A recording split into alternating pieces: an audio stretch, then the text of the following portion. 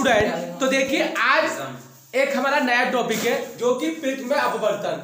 तो देखो पहले आपको डायग्राम कैसे बनाना है, मैं देखो डायग्राम बनाता हूँ। देखो पहले एक आपतित किरण PQ आ रही है, देखो समझो ये हमारे जो AB पृष्ठ है यहाँ से अपवर्तित हुई और अपवर्तित होकर दूसरे पृष्ठ से RS के रूप में बाहर निकल गई।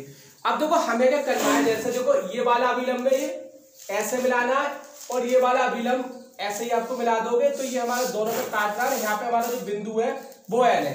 अब देखो सबसे इसमें खास बात क्या है कि देखो जैसे PQ है इसको आगे तक बढ़ाया है ऐसे, ठीक है जी, और ये जो RS है इसको पीछे तक हटाया। जहाँ पे ये काट है वहीं पे हमारा विचलन कोण डेल्टा बनता है।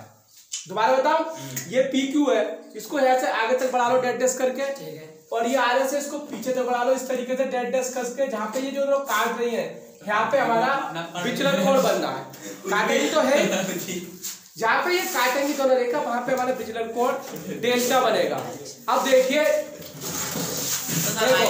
कैसे बना पता नहीं चल पा रही आप, ये ऐसे बन जाएगा। देखो अब बना तो देखिए ये वाला कोण क्या है हमारा, पहले जो हमारा पहला फलक है इसके लिए आपतन कोण I और अपवर्तन कोण R1। दूसरे फलक के लिए जो हमारा AC है आपतन कोण R2 और अपवर्तन कोण E। आप लोग अरे दोनों इधर देखो, पहले समझ लो बाद में नोट कर लेना।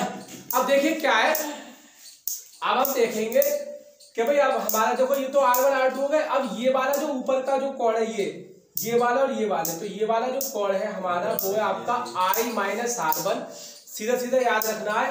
और इधर का जो कोण है इस E में से R2 घटा देंगे तो ये वाला जो कोण है आपका वो है हमारा विचलन E माइनस R2। ये वाला ऊपर का कोण I माइनस R1 और ये वाला E माइनस R2। अब देखो चतुर्भुज, अब बैठ कहानी स्टार्ट होती है। चतुर्भुज AQNR में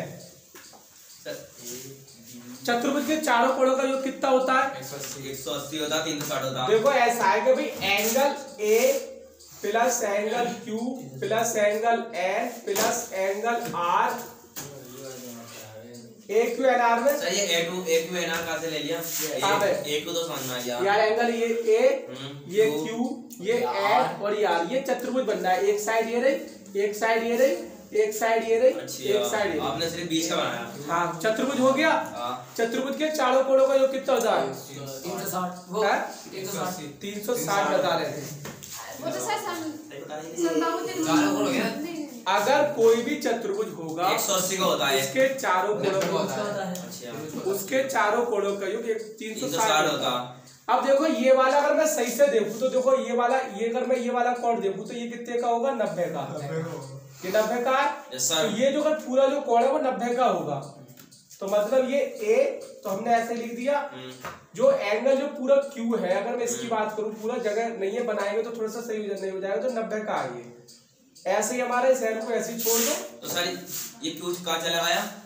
कौन सा Q? ये जो एंगल Q है यार, एंगल Q जो है वो 90 डिग्री का है और एंगल इधर वाला R भी 90 का है। R भी 90 का, तो हमारा angle A plus angle N बराबर है 360 डिग्री माइनस 180 डिग्री। ठीक है, ये 90 जुड़ गए, इधर जाके घट गए, 180 बचे। तो angle A plus angle N कितना हो गया?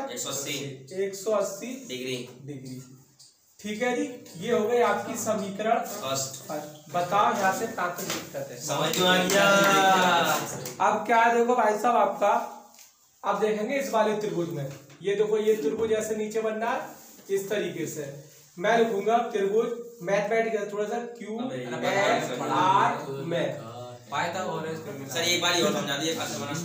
ये वाला देखो QNR, ये वाला जो नीचे का त्रिभुज है, तो भैया देखो क्या है, angle R1 plus angle R2, ये वाला देखो R1 और ये वाला R2 और एंगल N।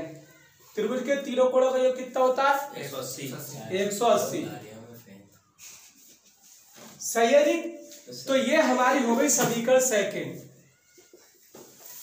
पहले हमने ये चतुर्भुज वाला मुद्दा बनाया, फिर हमने त्रिभुज देखा और हमारा भाई ये है। अब देखो ये भी 180 के बराबर है, ये भी 180 के बराबर है, दोनों को बराबर कर देंगे तो हम करेंगे समीकरण फर्स्ट एंड सेकंड को जोड़ने पर मिलाने पर बराबर करने पर किसी ने काटे तुमने एक चलाते थे बराबर करने पर तो देखो angle A angle R N बराबर है आपका R1 plus R2 plus angle N. ये कहाँ से बना दी? ये वाला पहले लिख दिया angle A plus angle N. सही है। इधर देखो यस सर। ये दोनों उतार दिए फिर ये दोनों उतार दिए और बराबर में ये तीनों उतार दिए। Yes sir. क्या कट रहा है तुम बताओ? शेप एक एंगल कट रहा है। एन से एन कट जाएगा ना, बराबर के इधर है तो एन से एन आप काट सकते हो। तो एंगल ए बराबर आ जाएगा R1 प्लस R2।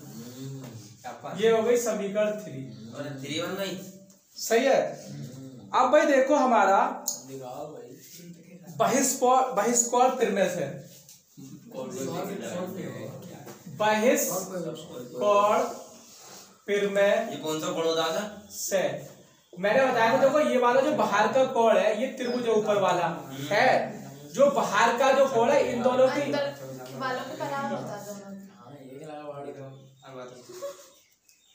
अच्छा यार, ये जो बाहर का जो कोण है इन दोनों के योग के बराबर है। Yes sir. सही है। तो हमारा या और लिख लो, हमारा जो लिखेंगे हम त्रिभुज एम ऊपर वाले क्यू एम क्यू आर में एम या एन है? एन भाई एन धोखे से लिख गया था, वैसे एम है। अब भैया देखो डेल्टा बराबर किसके हो जाएगा? जो बाहर का जो कोण है इन दोनों के योग के बराबर होगा। I माइनस R1 प्लस क्या लिखूंगा नावेद? Very good. देखो तुमने बताया E माइनस R2। क्लियर? सही है। कोई से नहीं आया यार ये वाला जो एंगल होता है डेल्टा, ये इन दोनों के जोड़ के बराबर होता है। ये बहिष्कोण त्रिमेय को मैंने पहले ही बताया कि मान लो जैसे एक त्रिभुज है, यहाँ पे कोई जेड है और यहाँ पे एक एक्स एंगल है, यहाँ पे एक वाई एंगल है। तो जेड जो है एक्स प्लस वाई के बराबर होता है। यार तुम उल्टा करते यार, बिल्कुल मैं करूँगा वीडियो में 5 मिनट। इधर देखो सही है। क्लियर? अब हमारी बात है, जब तक यहाँ तक अगर कोई दिक्कत हो, दिक्कत बहिष्कोण से सीधा सीधा यार ये डेल्टा जो है इन दोनों के जोड़ के बराबर होता है। ये बहिष्कोण त्रिमेय है। ये जेड जो है एक्स प्लस वाई के बराबर होता है। ये बहिष्कोण त्रिमेय है। बहिष्कोण त्रिमेय हमारे सबसे पहले यार बहिष्कोण त्रिमेय हमारे पहले मिलेगी, तो देख लो। अब क्या देखिए, अब है हमारा न्यूनतम विचलन। ये आपने एम क्यू आर का लिख दिया, एम का लिख दिया है। कौन सा है? Sir continue. एम एरा क्यू एरा आर एरा। न्यूनतम विचलन की स्थिति में, न्यूनतम विचलन में तो देखो न्यूनतम, अब यहाँ से समझ लो कुछ भी नहीं है, यहाँ सब आसान हो गया। देखो R1 बराबर है R2 बराबर है R होता है, और भैया E बराबर I के होता है। और इस डेल्टा की जगह लगा देंगे हम डेल्टा एम। ये जो R1 है, मतलब तुम्हें न्यूनतम विचलन याद कर लिया, तो तुम्हें लिखना है जो R1 और R2 दोनों बराबर होंगे और जो कि R के बराबर होंगे। ठीक है। और जो E और I दोनों बराबर, ये वाला I और E बराबर होंगे। और इस डेल्टा की जगह डेल्टा एम का मतलब है न्यूनतम विचलन। हाँ, अब इतना नोट करो। तो देखिए स्टूडेंट, अब आगे क्या देखो, देखो R1 तथा R2 के अंदर को आ जाओ। मान समीकरण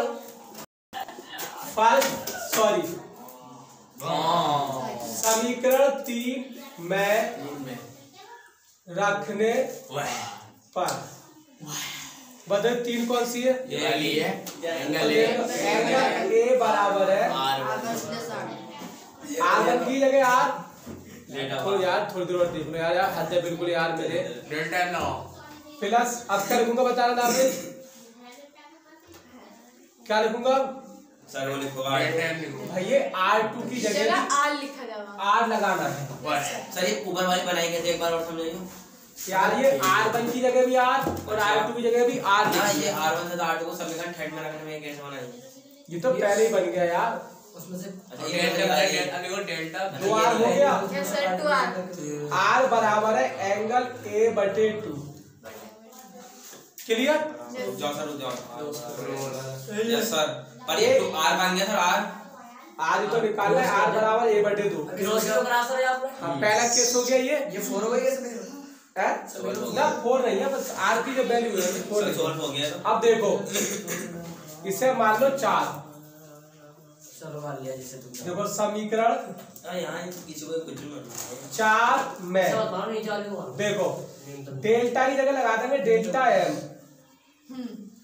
अब यहाँ पे I ऐसी छोड़ दो, इसकी जगह लिख देंगे R। ठीक है, क्या बेटा, प्लस E की जगह लगा देंगे I और माइनस के R। सही है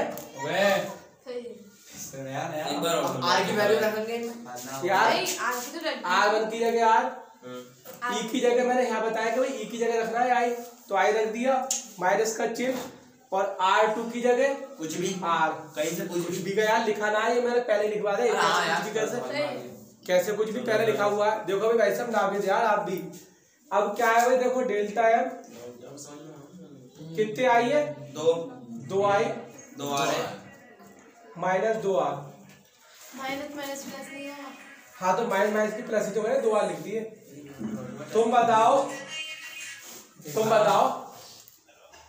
2R की जगह क्या आएगा, डेल्टा A अपॉन नहीं 2R की जगह क्या लिखेंगे बताओ। डेल्टा डेल्टा A लिखा जाएगा खाली। 2R की जगह डेल्टा A। डेल्टा एंगल है। ओ है मेरा डेल्टा देखो भाई तुम पढ़ लिया। चूंकि 2R बराबर है आपका एंगल ए लिख दिया। सही है। 2R की जगह हमें लिखना है एंगल ए, बस कुछ नहीं है। 2R की जगह लिखना है एंगल ए। अब देखो डेल्टा M और ये 2R ले आए हमें, जो सॉरी ये एंगल इधर लाकर प्लस का हो गया, और इसका एंगल पेंगल हटा दो, खाली ए ले लो। 2I। अब I बराबर है डेल्टा M प्लस A/2। सही है। आप बताओ तुम स्नेल का नियम क्या है। स्नेल का नियम स्नेल के 1 and 2 is equal to sin sin I upon में sin R। sin I और sin I। जी। sin I कितना है, sin sin देखो अब I कितना आया, I आया हमारा ये वाला आया था डेल्टा M प्लस A/2 और भैया sin A/2। R की जगह लगाना है इस वाले में A/2 और I की जगह लगाना है डेल्टा M प्लस A/2। ये अभी है, थोड़ा सा और फाइंड करना है बस। देखो नोट करो जल्दी। तो देखिए आगे क्या है हमारा, आगे देखो यदि कोण छोटा हो तो, बस 2-3 लाइनें और है, छोटा हो तो। सर ये कहाँ से आ गया? पॉइंट बना कहाँ से रहा? देखो अब हमारा 1 and 2 तो ऐसे ही लिखना है। अब ये साइन को खत्म कर देना है, तो साइन को खत्म कर देना है डेल्टा M प्लस A/2 और A/2। यदि कोण छोटा हो तो साइन खत्म हो जाएगा, साइन नहीं लिया जाएगा, 2 से 2 कट जाएगा। एक ही से गुणा कर दो, 1 and 2A बराबर है डेल्टा M प्लस A। ठीक है जी। अब ये A चल इधर जाके हो जाएगा माइनस का, 1 and 2A माइनस A बराबर डेल्टा M। तो डेल्टा M बराबर है, ये तो माइनस ए तो खत्म हो गया। 1 and 2 A कॉमन कर लेंगे, 1 and 2 माइनस 1। ये डेल्टा M इधर को मैंने लिख दिया, और यहाँ से A यहाँ भी है, A यहाँ भी तो कॉमन कर लिया। यहाँ पे तो बचा 1 and 2, तो -1 कहाँ से आ गया -1? यहाँ से जब A कॉमन करोगे तो बंदा बचेगा। तो सर एक माइनस का एक प्लस का, तो ये कैंसिल तो हो सकता। कैसे यार, ये 1 and 2A है और ये माइनस का A है, कैसे कैंसिल हो जाएगा। यदि आपको मेरी जानकारी पसंद आई तो कृपया वीडियो को लाइक करें, चैनल को सब्सक्राइब करें, बेल आइकन को प्रेस करें। जू